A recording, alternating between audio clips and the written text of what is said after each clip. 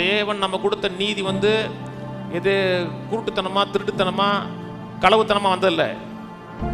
தேவன் நம்மை நீதியான முறையில் நீதிமானாக்கி இருக்கிறார். சட்டப்படி சரியான அடிப்படையில் நீதிமானாக்கி இருக்கிறார். இப்படி இருக்க நியாயப்பிரமாணம் இல்லாமல் தேவ நீதி வெளியாக்கப்பட்டிருக்கிறது.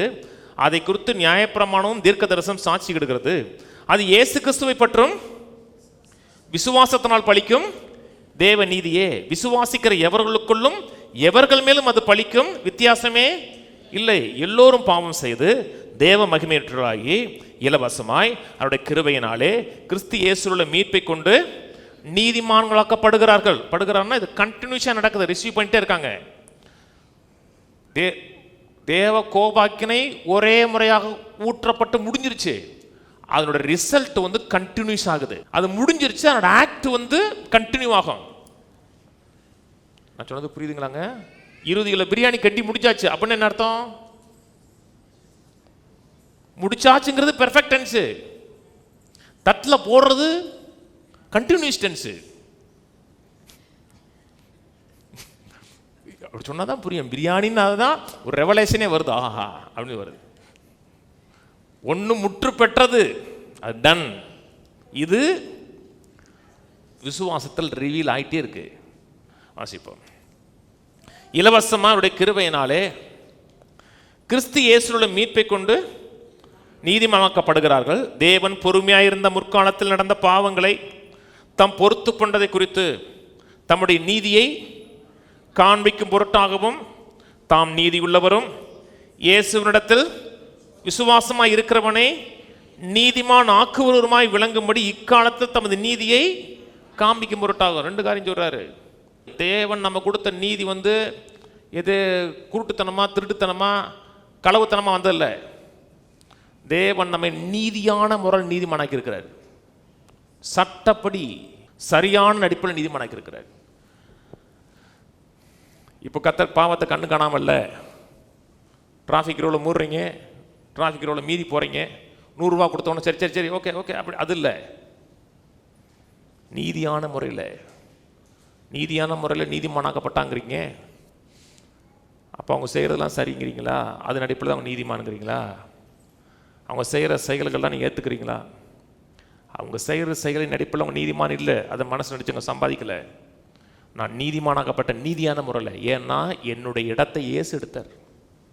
எனக்கு வர வேண்டிய அத்தனை தண்டனையும் அத்தனை தீர்ப்பும் அத்தனை நியாய தீர்ப்பும் இயேசு மேலே கம்ப்ளீட்டாக கொட்டப்படுச்சு. என்னுடைய கடந்த காலம், என்னுடைய நிகழ்காலம், நான் இயேசுவை சந்திக்க வரை வரக்கூடிய அத்தனை பாவம் இயேசுல கொட்டப்படுச்சுன்னு இனி வர்ற பாவத்துக்கு சிலுவையில் வரணும்னு அவசியம் கிடையாது. அதனால வெளிப்படுத்தப்பட்டிருக்கிறது. அது தண்டியில். அது நான் சொல்றது புரியுதுங்களா? தண்டிச்சது மட்டுமல்ல, நான் நீதிமானாக்கப்பட்டங்கிறதுக்கு ப்ரூஃப் கொடுத்தார். ப்ரூஃப் தான் உயிர்த்தெழுதல்.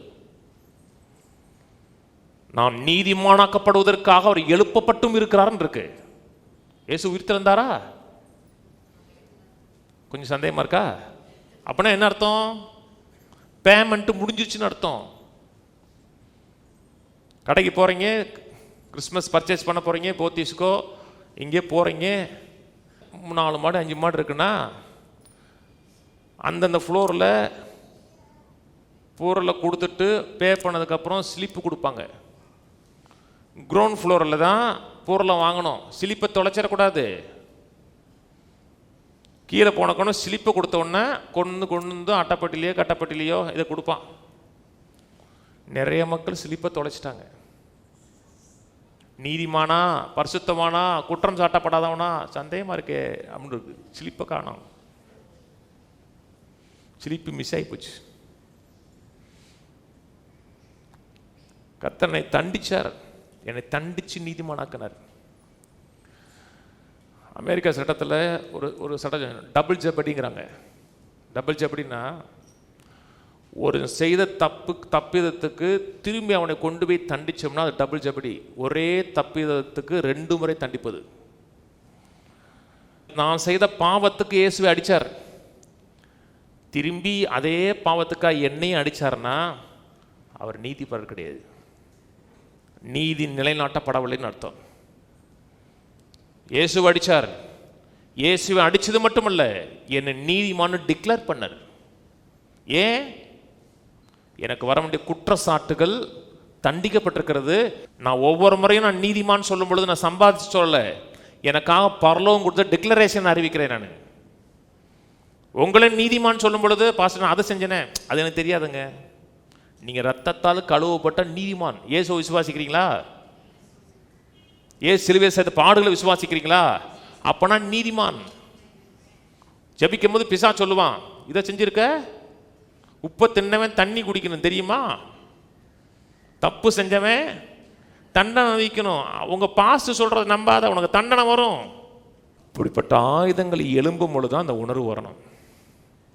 பிசாசே நான் பாவம் செஞ்சேன் இல்லைன்னு சொல்லலை, ஆனால் நான் பாவி அல்ல, நான் நீதிமான். இந்த பாவத்துக்கு நான் தண்டிக்கப்பட வேண்டிய நல்ல இயேசு ஏற்கனவே என் பாவத்துக்கு ஒரு தண்டனையை தன்மையில் எடுத்துக்கொண்டார். அதன் அடிப்படையில் நீதிமான் டிக்ளேர் பண்ணியிருக்கிறார். இந்த உணர்வு உங்களுக்கு வந்துச்சுன்னா ஜெபத்துக்கு பதில் வரும், சுகத்தை பெற முடியும், அற்புதங்களை பெற முடியும்.